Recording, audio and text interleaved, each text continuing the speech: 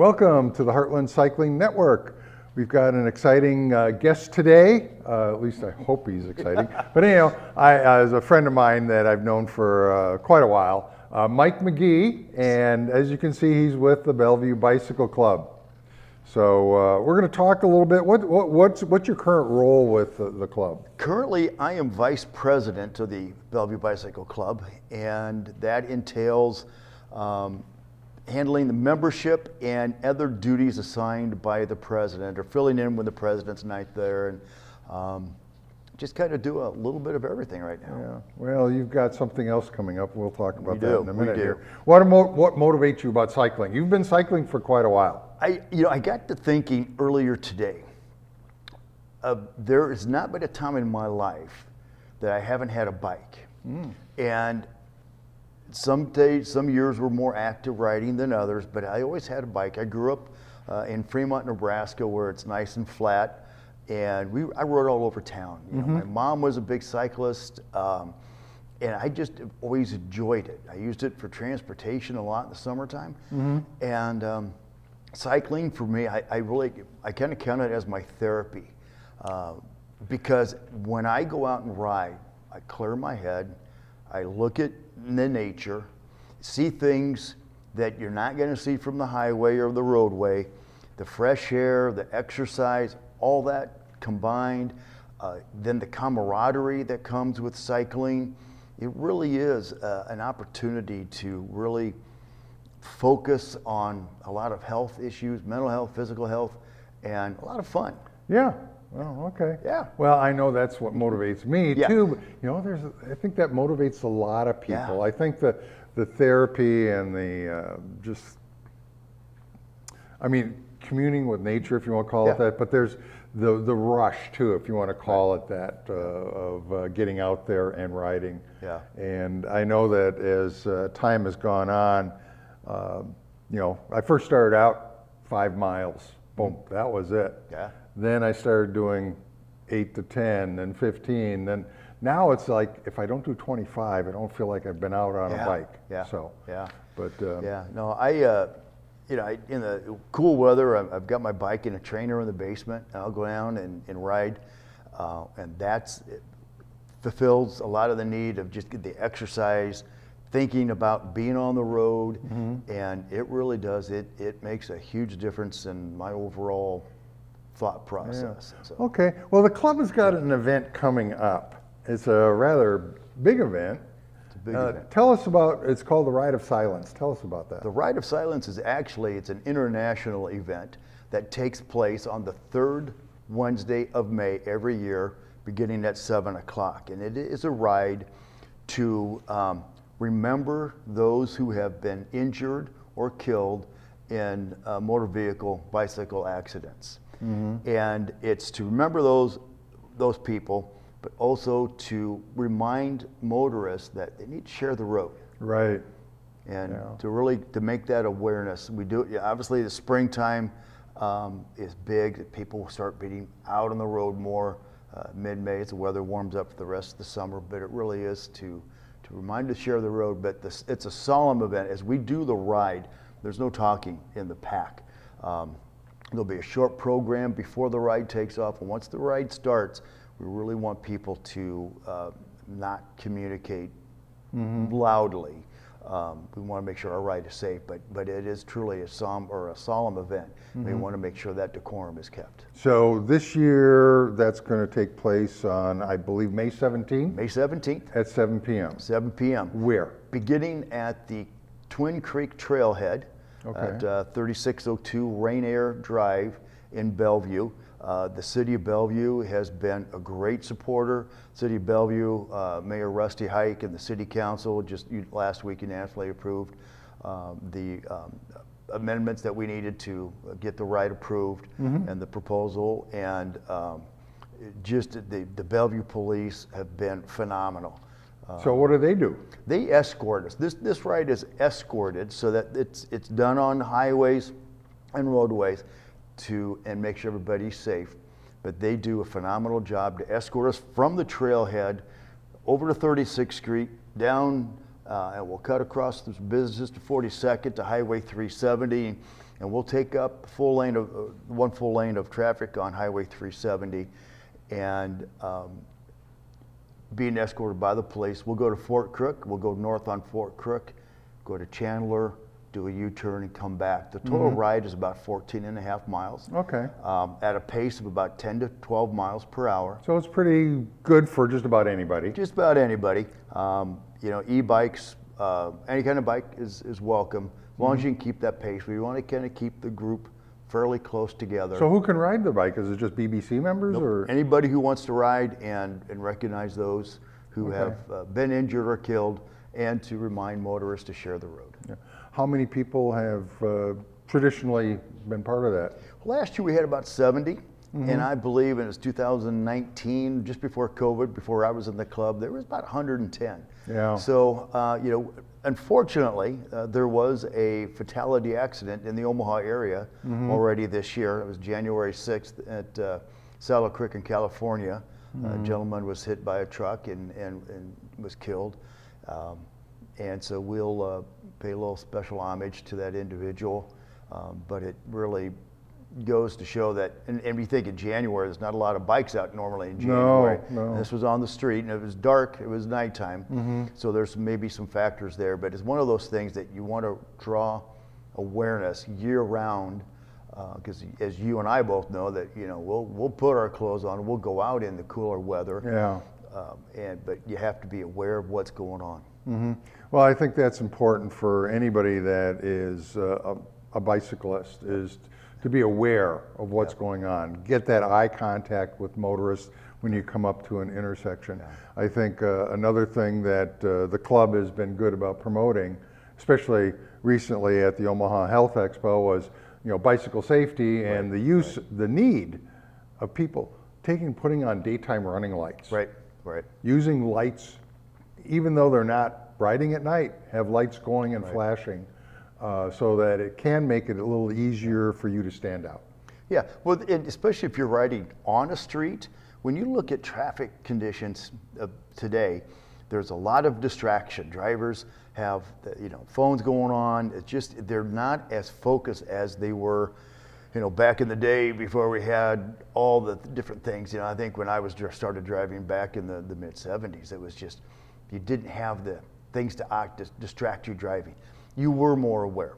So today's time, if you're on the street, you have to fight with all the other the noise, things going on. Use lights, use high visibility clothing. I think we overlook that. Now, it really bothers me many times when I see cyclists on the street wearing dark clothing. Yeah. Get a reflective vest.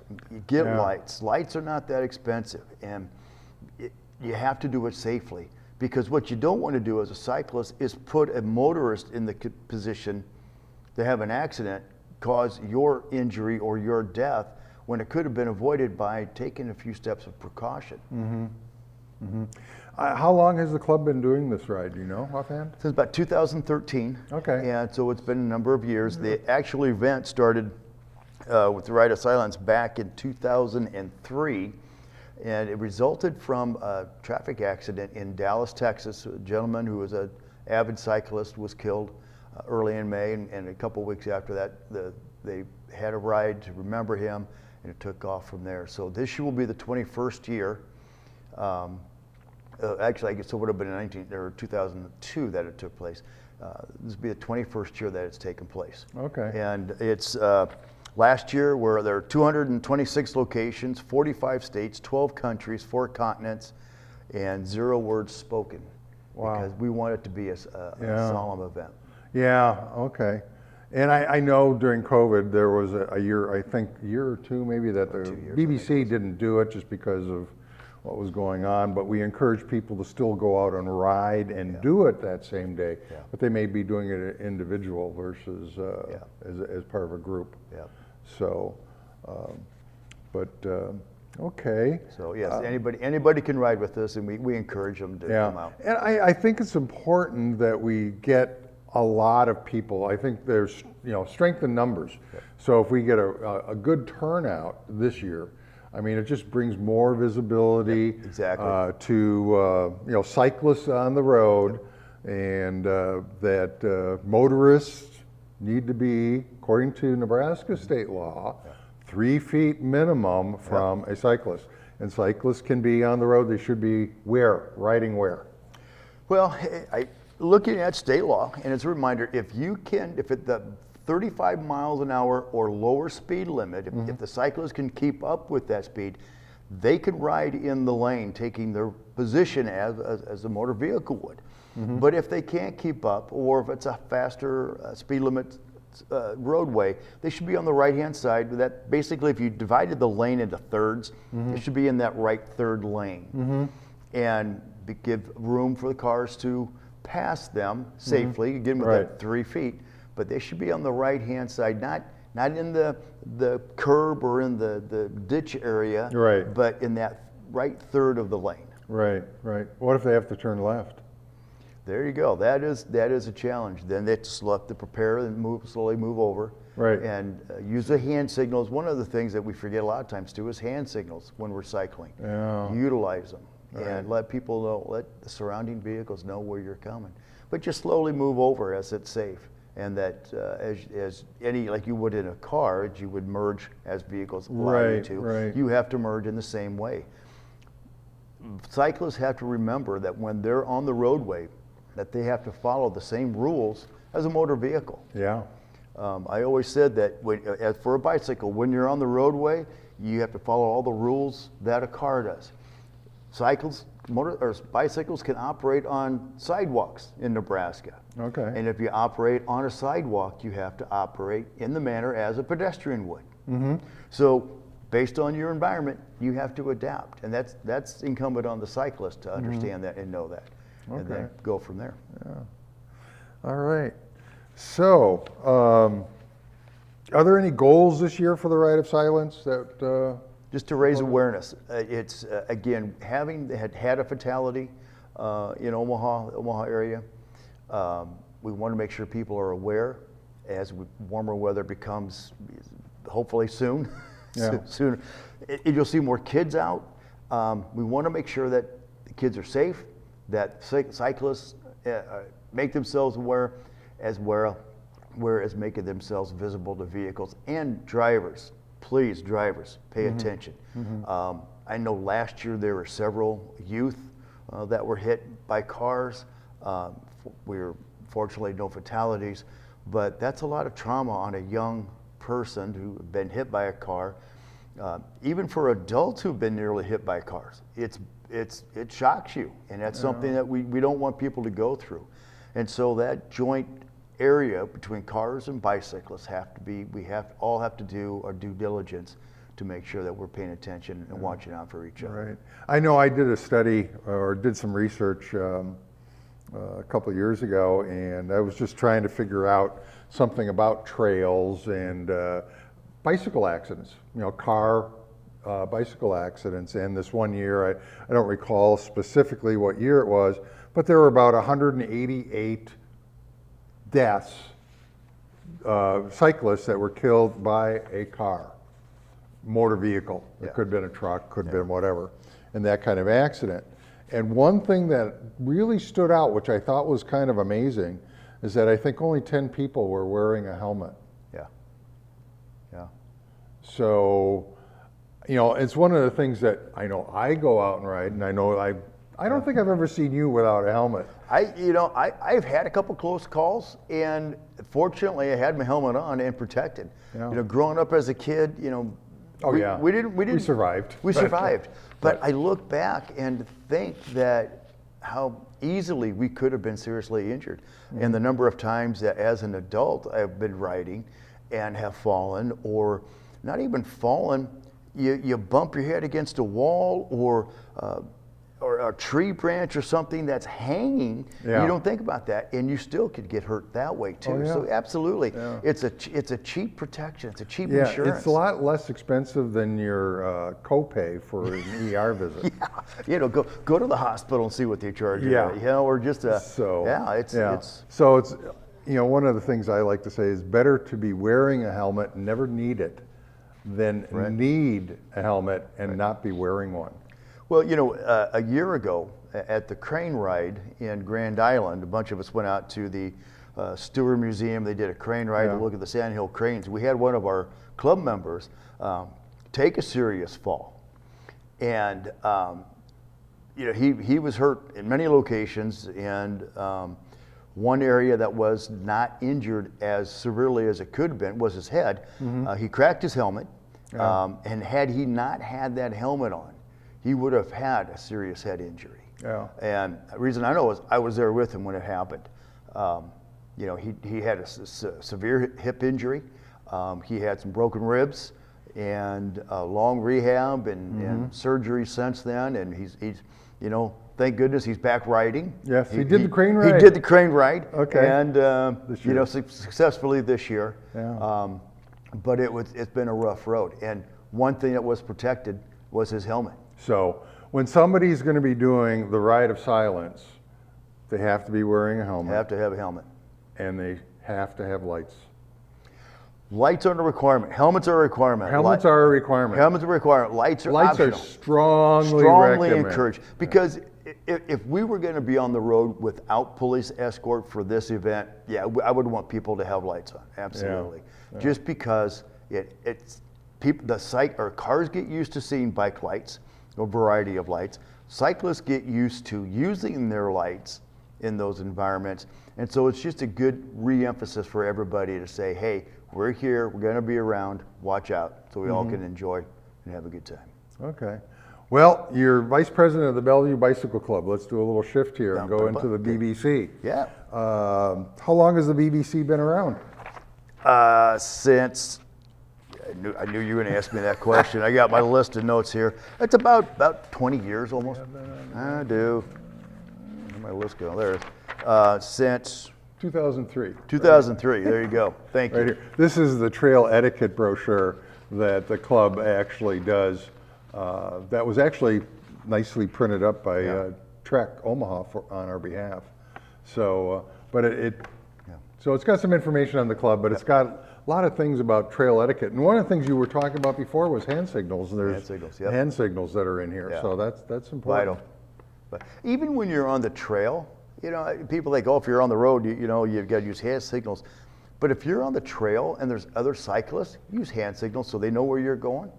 If you're going to exit or you're going to move around, let your other cyclists know what's going on. But the club's been around since 2003. It's been around to support. So all the members that we have live in Bellevue? Absolutely not. Absolutely not. No, we have a lot of Omaha people. We have Plattsmouth people. We have Council Bluffs people. It's cycling, the cycling community. What did I see a number? I think it was like 75 to 80% of the members do not live in Bellevue. Yeah, that'd be about right. Yeah. So, I mean, it's a organization where people can come and ride and get used to the trail system and make friends, if nothing else, and get outside and enjoy cycling. Right. So. Outside of that, tell me some of the purposes of the club. What does the club do? Well, it's to gather, to socialize, to ride, and like you just said, to learn the trails, learn how to cycle better, learn how to cycle differently, different trails, different options. We do advocacy. We really promote bike safety, like you mentioned about the health fair this past weekend, where we gave away helmets. Thank you to the Sarpy County Sheriff, who gave us helmets to give away at the Health Expo, but to wear helmets and lights and those things. And we gave away some light sets that were donated by our local bike partners. And so those are the type of things. So we really work on safe cycling. If we see things that need repair on the trails, we're calling the proper agency that would handle that, depending on if we're in Omaha or Bellevue or Papillion, La Vista. Get those things fixed. And so that the trails are safe, report those kind of things.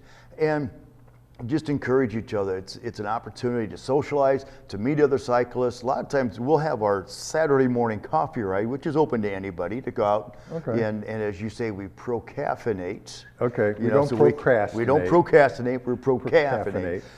But you meet other people and you say, hey, I want to go do some gravel riding, or I want to go do a long distance road. So you meet other people. Yeah, we've got all different kinds of riders. We do. And you know, not everybody comes to the coffee ride, but it's an opportunity to meet other riders, like we said, and develop a larger cycling network. You know, for years, I speak for myself, I rode by myself.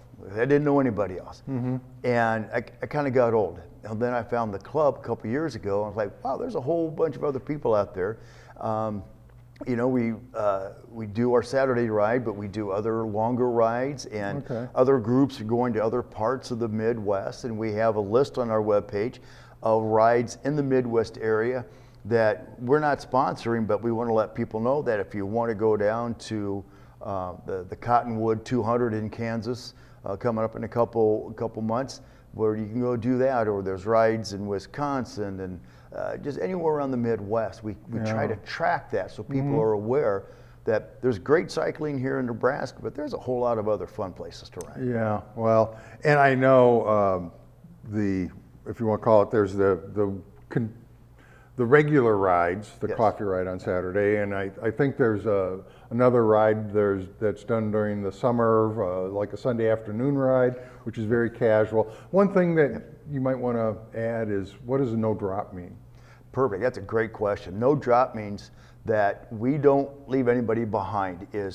We always have, because we want people to ride, and some ride faster, some ride slower, but we want to make sure, again, going back to our safety aspect, we have a designated person to act as what we call the sweeper, to make sure that everybody gets to where we're going, our designation, so they can follow along and make sure that they get there if they don't know the trail, or if they get lost or have a mechanical issue. But it's, again, the emphasis of safety to make sure that everybody's accounted for. Because the last thing we'd want is to have somebody come up missing on a trail ride and not know where they're at. And that's not being a good biking community if we don't look out for each other.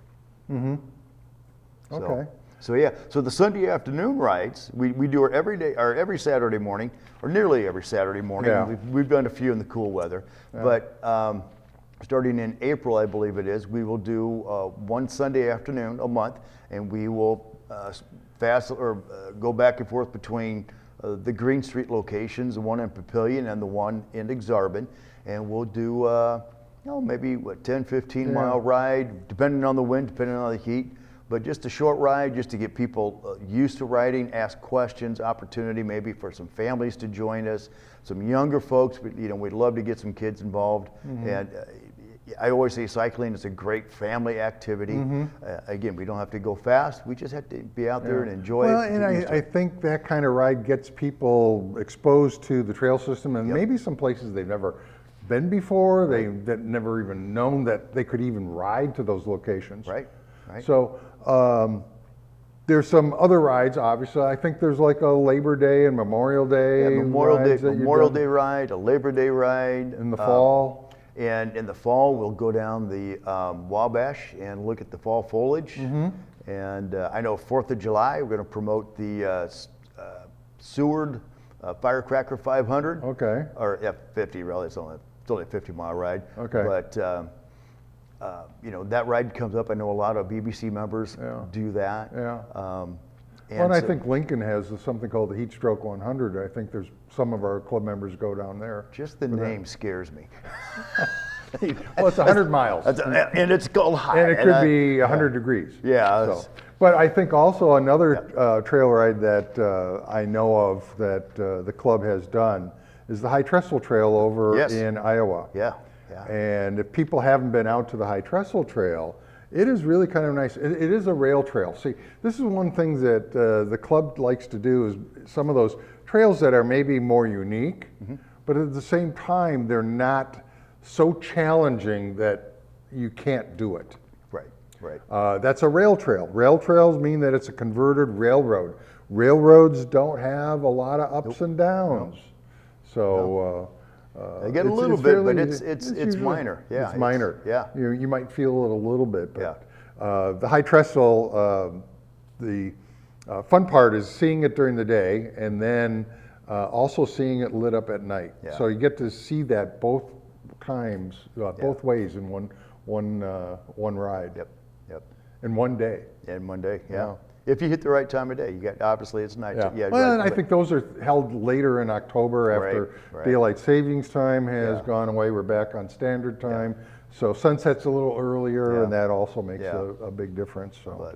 But and then I think it just opens up that fact that there are, you know, and there's many other trails in that area. So you've got the High Trestle and other trails in that area. Yeah, the raccoons over in that area. So it opens up the opportunity and the knowledge that, hey, there's many places within a day's drive to go for a nice 2 and there's or some 3 nice days. lodging right off the trail. Yeah. Okay. Absolutely. So, and some places to eat and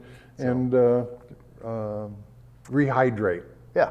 Okay. You know, and a lot of these communities have taken advantage of the trails and made it kind of a tourism spot. So look for those places that have good lodging and food and all those fun things. So make it a family experience. So one more question, and that is, do you have to be a member to ride with the BBC? No, you don't have to be a member to ride with the BBC, but we will ask non-members to fill out a waiver form for liability. Yep.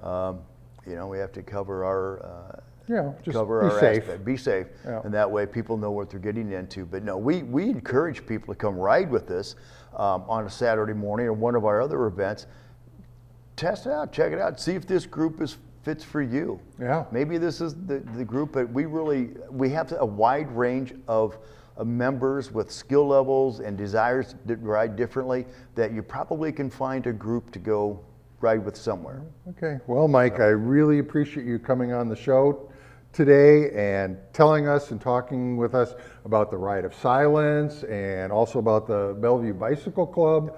I think it's a great organization. Of course, I have a little bias there in myself. We both do. Yeah. Anyhow, I just want to thank you again for coming today, and I just want to remind everybody that's watching to pedal on.